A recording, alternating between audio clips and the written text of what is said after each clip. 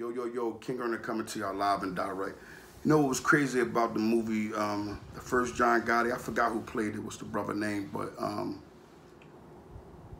the crazy part about it was that John Gotti was pointing out something to Frankie. He kept pointing out how Sammy the Bull, he was raised different and how, he never was to prison and, what made him choose that life, like what made him actually get involved. When you raised up in a positive manner, it makes you be like, why? And we gotta understand why from the beginning when John Gotti was speaking about the money and how Sammy the Bull, what he was doing was he was actually killing everybody he was in business with. He didn't want to share with anybody. John Gotti was trying to give him an understanding that you must share. And that's how I was raised too when it came down to the streets.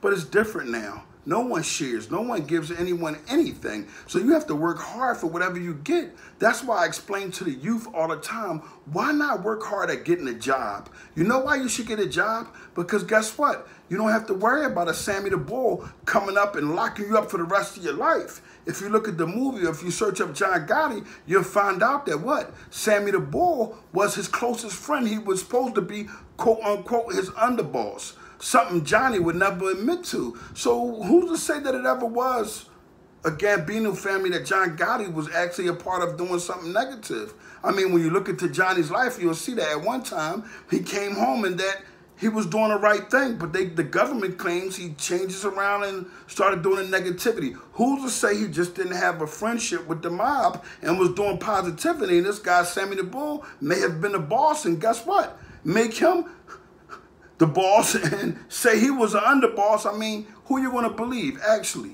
I mean, honestly, the government, Sammy, or Johnny? Johnny didn't lie to you about anything. Johnny gave to his community. But guess what Sammy the Bull did? He made sure that he killed over 19 individuals, claiming that it was by the hand of John Gotti. But when you look into it, it was by the things that the people had business with him. So you got to stop believing in everything that you hear just because it's coming from a story. Sometimes you have to really listen and try to figure out, dang, why would this bull, man?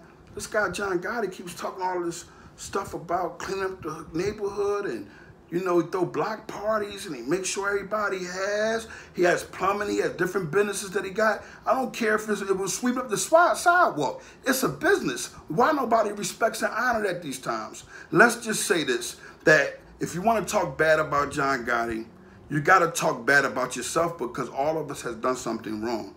And at the end of the day, the man paid for his debt to society by what? Serving a life prison in U.S.P. Marion where he sat in a cell for a long time. You see? 23-1. So let's start trying to figure out how we could turn the John Gottis around to who his son is now, like the John A. Gotti. You see, if Johnny was here, we would look at Johnny in that form. He would be in a business atmosphere doing positive things. Think about when you look at the movie when it got to do with John Gotti, the last one with John Travolta. Said his son Peter Gotti sat there the whole time while his father was on his way to passing away from the cancer. He sat there. These people have paid enough. Why do we ridicule individuals that have paid, but we let the people who put them away, we forget about them and don't mention them no more? You forget that the government is recycling crime, and they had Sammy the Bull, who they supposedly gave probably a death penalty to, come right home and involve himself in drugs. Who do you think probably gave him the drugs? This is the reason why he was running around doing the things that he was doing. And this is the mindset that we have going on in our community. We have Sammy the Bulls and Apples basically running things, but for the most part, guess what? You have few individuals. I can honestly say, probably from our community, you have about 2 to 3 drug dealers or somebody who want to change, who just don't want to go broke because that's all they done all their life. They don't actually know nothing else.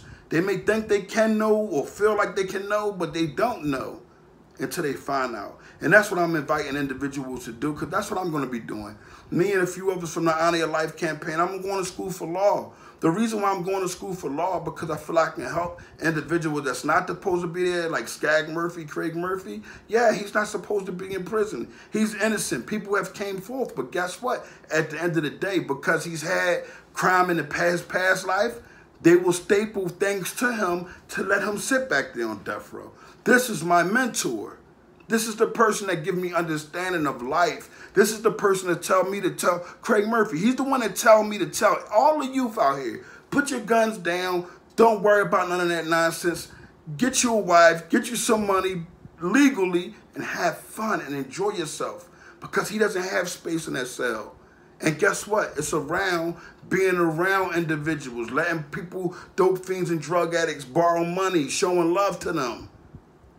People lie and make up things to put you away because they know you're the best of the best person. That's why Malcolm X not here.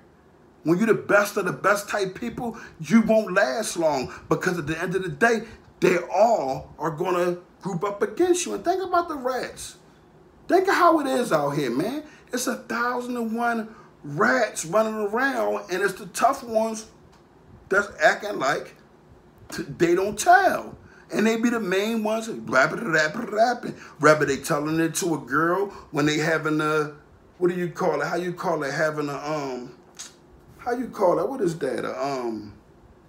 When you having a pillow talk. Yeah, that, because, you know, I was trying to think of it, because who does this? So they, yeah, baby, this, that, and the third, baby, we rich, baby, don't worry about it. Oh, we rich, baby, yeah. Boom. Everybody's in jail. She gonna go tell her girlfriends, yeah, we rich, blah, blah, blah. Or either that, or you in a situation like what happened with AZ from the Alpo and Rich Poor, the story.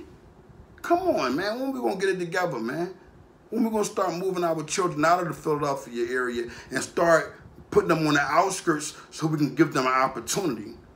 Yes, let them all come to this city now. Let's go to the outskirts, because at the end of the day, what's happening is the way they keeping us here and the way how they molding it is sad. I refuse to let my daughter grow up here. It's not happening, man. I decided to move on, because at the end of the day, all we have is struggle. All we have is struggle. All we have is problems. You know why? Everybody's negative. When I talk to two or three kids a day, you know what they tell me? Majority of them, 2 out of the 3, I'm not having a good day. I said, be happy. It's somebody who don't get no food, man. I've been to different states, man, and some of them living in poverty where they don't have no food, really. And when they do, it's like little things outside the community, cheesesteak, this, everything surplus, and this is how they eating. So, you know, we got to be thankful for what you do have, and everybody got to understand that. If you listen, the main goal is not to get involved in criminal activity, man. For what? We already got an understanding of what happens to you. We got an understanding that the person that starts the business off, the person who actually is the organizer of the crime, is able to say that he done it too with me. And they'll give the person who organized it less time. He'll be out. John Gotti didn't kill nobody. Sammy the Bull killed how many people? And everybody believes the story that Sammy the Bull tells about John Gotti. How? When in the state law, I thought that if I get on the stand and say something about some individuals, what I say wouldn't be credible, because what? I'm a criminal. Now in the government, they allow the criminal get on the stand and telling the other criminal. So they convince the judge convinces the jury, and we don't go to a bench trial on a fag case, because then now the judge, you know, I happen to make out, man, I had a good judge, my lawyer knew. You let your lawyer tell you that, youngins. Don't go in there, man, and just saying, I'm gonna pick a jury on. No, find out from your lawyer. That's why you pay him. You hear me? And put your money up and make sure you start a business, man. Please, everybody, start a business. King Earner, tell everybody. King Earner said, if you get 1 million shirts, that's $1 million. That's more than $1 million. But if you sold each shirt for $1, guess what? Even if you buy 5 shirts a day, take the little money you got and buy 5 shirts a day. Do that for about a year. See how many shirts you got. And then print on them. Boom. You're not even worried about them 5 shirts. Start your business. Let the day be your last flip. Because guess what? The government want to get your money too. They want you to make all the money, and then they're going to tax you on each brick. Ain't that something? How they going to tax you on the drugs? When you got guys like Sammy the Bull working, you can do just about anything, man. When you got guys like Alpo working, they can do just about anything. This is why these guys in the witness protection program, they didn't give AZ no strong witness protection program. You know why? He said, damn, I ain't gonna tell them niggas they got work because guess what? I'm gonna keep hustling. And he called that thorough. I'm just off of him. And Sammy the Bull, I know you out here OG watching it. Old Flea, I mean. Did I call you OG, Sammy? No, you're not an old flea, an OG. You're an old flea, but more than an old flea, you're dishonorable. You know why, Sammy? When you gave your interview, you know what your interview talked about? About your negativity and how you put down so many people and you considered yourself not a rat, or you don't call it that word. But at the end of the day, man, won't you just get a platform and just talk to the youth and tell the children that you were weak and you became a confidential informant by one of the most honorable men at that time in negativity, but was in positivity, had some honor too. Or he wouldn't have his family so successful as they are. The man, if John Gotti was a bad individual, look at his family, look at his sons, look at his wife, look at his children, look at everybody. They're beautiful. Look at his grandkids. And everything's a positivity. Stop thinking that all negative situations got to end positive. Negative situations got to end negative. They can end positive. Proof is, look at John Gotti's whole family. And now, what does Sammy have going on? Look at Sammy.